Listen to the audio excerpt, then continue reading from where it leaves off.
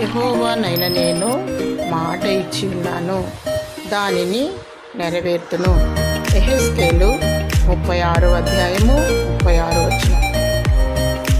మన ప్రభు అయిన యేసుక్రీస్తు వారు నేను మారని మార్పు లేని దేవుడను అంటున్నాడు.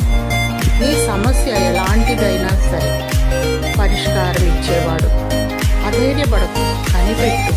మాట ఇచ్చిన దేవుడు తన వాగ్దానమును నీ పట్ల తప్పక నెరవేర్చునుగాక.